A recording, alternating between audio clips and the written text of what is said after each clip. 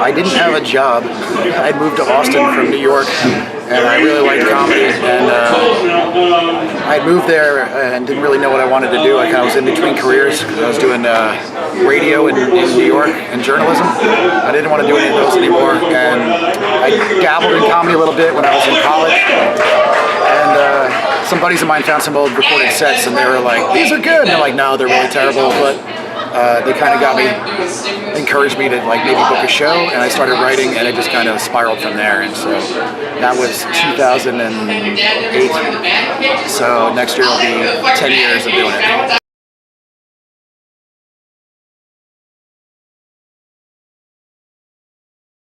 The first time I ever actually tried it, I was 16 in New York City. There was a club called Stand Up New York, which is still there. And I went to see a punk show, and it happened to, the venue was kind of around Stand Up New York, and the door guy, I started talking to the door guy.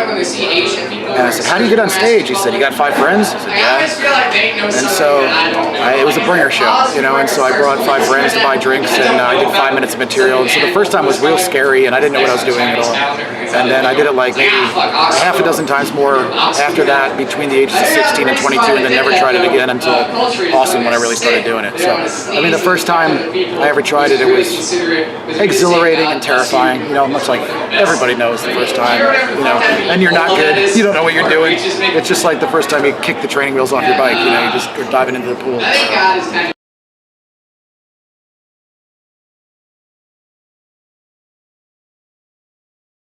Well, I'm going to go with Stand Up Records. It's my favorite comedy label because that's the label I'm signed to, and they've put out amazing stuff by people like Derek Sheen and Johnny Taylor Jr. and David Heddy, and back in the day they've done stuff with like Doug Stanhope and Mark Maron and Hannibal Buress, and you know, their lineage is amazing. And Dan Schlissel, who runs Stand Up Records, is like a very great guy and has excellent taste in cultivating really creative stand-up people, and it's very artist first. So Stand Up Records is my home as far as my stuff, and I'm very happy to be there. As far as my favorite specials, you know, Kyle Kinane is hilarious, and a friend of mine, he, you know, Death of the Party, I think, is a really, really great special. Werewolves and Lollipops by Patton Oswalt holds up remarkably well. I really like old George Carlin stuff, especially towards the end of his career. He did one, You Are All Diseased, which is like right about when he was hitting 70, and you could see like his end of his older years Venom kind of come out in a way that was still really hilarious, but he just did not care anymore. He was always so brave anyway. But You Are All Diseased by Carlin is a really, really great special, I think. And lately, it's not out yet, but I just went and saw Stanhope do his new tour in Houston about 3 weeks ago. And his new special is going to be amazing. Like, it's not recorded or anything yet, but his new stuff is like next level good. So I'm excited to see what the final product of that looks like. But, yeah, that's some.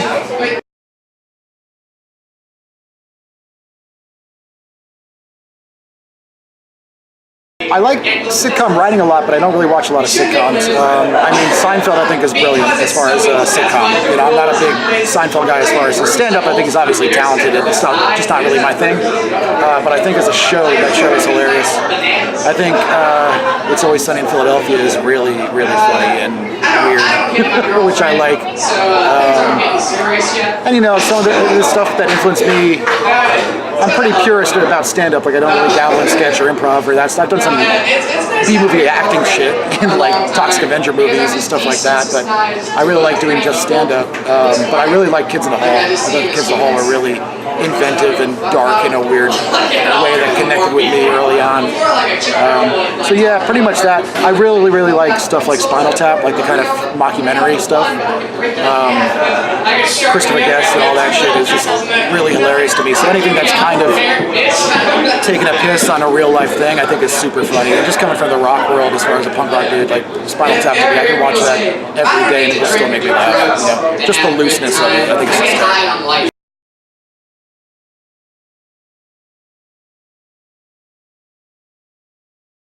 I started doing stuff with a gal out of Austin called Avery Moore, who's super, super funny.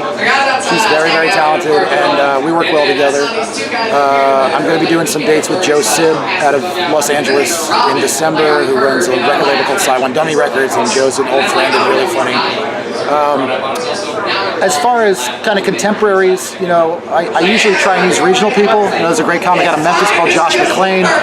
So I just did a summer tour around Tennessee and the Midwest, Missouri, and stuff like that with him. So I try and use whoever's around the area that I'm in, you know.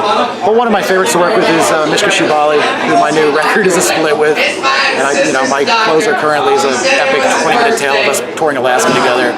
So Mishka and I, he's not really stand-up. He does more music with like funny asides and banter.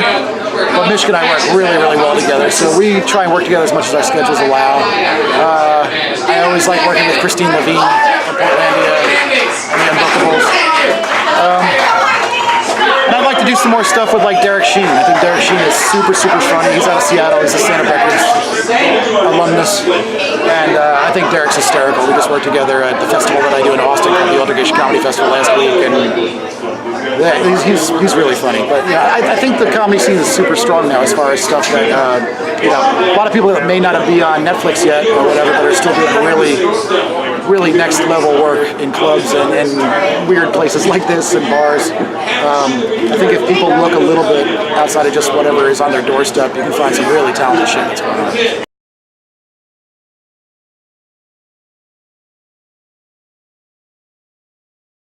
Well, I actually was roasted on my birthday, my 40th birthday, that Stand Up Records put out as a limited thing, and that was a bunch of my rock and roll and porn star friends, so that was, and my mom. But man, well, definitely Doug, because Stand Up busts my balls all the time anyway, so it's kind of a non-stop roast with him. Oh man, let's see. I would say Josh McClain to host it, because he's a very good host out of Memphis. Brian Ziola would have to be on there. Let's go to like major players. Kinane, I'd like to have Kyle Kinane on there because he'd do a very good job of ball busting as well. And let's say Andy Dick, because I did a show with Andy Dick a million years ago and he was very nice, but he was a total hot mess because he was in Andy Dick mode. But every time I do a show in Amarillo, his entire family comes to see me. So it's kind of a weird connection. And I'd like to see where Andy Dick is at right now. So I'd say Andy Dick. That'd be a nice loose cannon, I think, to have.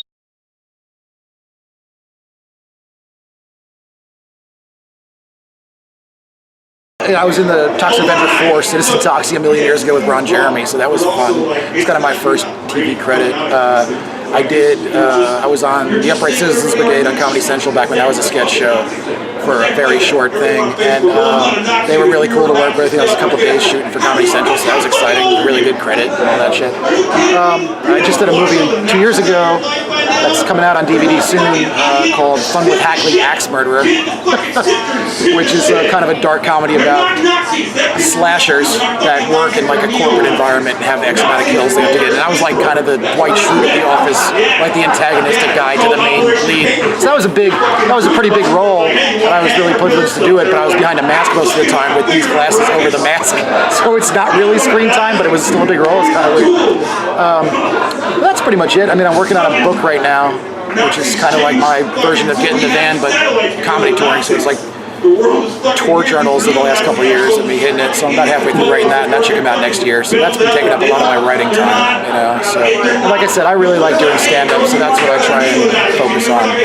Try to put my energies towards that. So not a lot of sketch stuff, although I like watching it.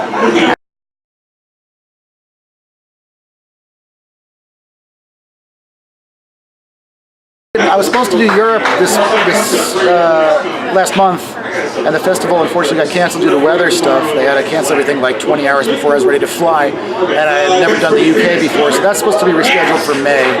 So I'm excited to try Europe. I think that's going to be a real cool challenge, just as far as to see how my wise-assery plays to a different, you know, because the sensibilities of the UK are so different. I don't know what to expect. Although I think it's going to go well, because I like UK sensibilities. I like Spinal Tap and that type of shit, you know. I know that's an older point of reference, but I feel like it'll be good, but I'm excited to try and challenge myself to do that. But I don't know, man. I just, I'm going to keep touring. This year was kind of a weird tour schedule for me because I usually average like 140 dates a year.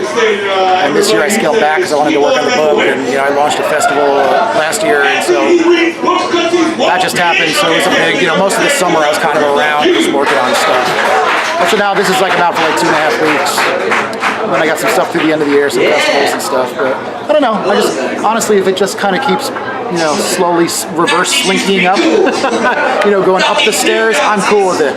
If it starts plateauing to a level where it feels like just a grind, I don't know. Maybe I'll do something else. I love stand-up, and I feel really, really privileged to do this as my job. But it's a lot of sacrifice and a lot of work, and a lot of, the road can be physically tiring. I'm 41 now, so it's like just the aspect of traveling, being in a car or a plane or can be tough, and I can get home and be like, I'm exhausted now.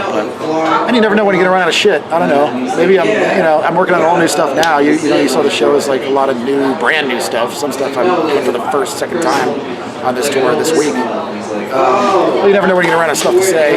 So far it hasn't happened. I think I'll be all right. But 5 years, ideally, still doing this type of shit, maybe with a little more people. That's about it.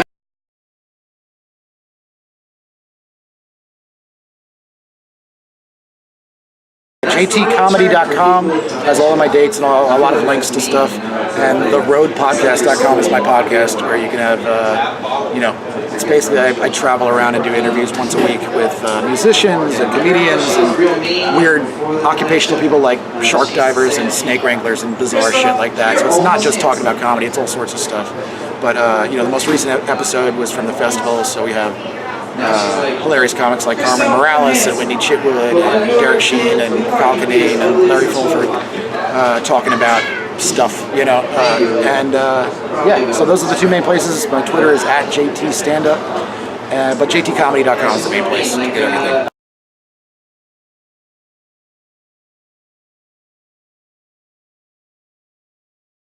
Ideally, I hope you had a good time, but more importantly, if you were on board with everything I say, you didn't try and interact with me and tell me I'm wrong. I know it's not for everybody. It can be kind of dark sometimes, and I recognize that, so I appreciate when some people are like, oof, that hit a little hard, but they don't get up and walk, you know what I mean? They'll be like, well, I trust that he's going to get back and make me laugh on something else in a minute. So I appreciate the trust that the audiences have kind of given me by this point.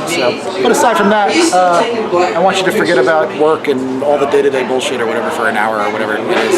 Go home and then worry about that tomorrow.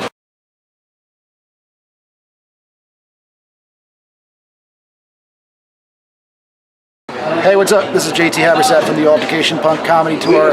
You are watching AcutiePod.com.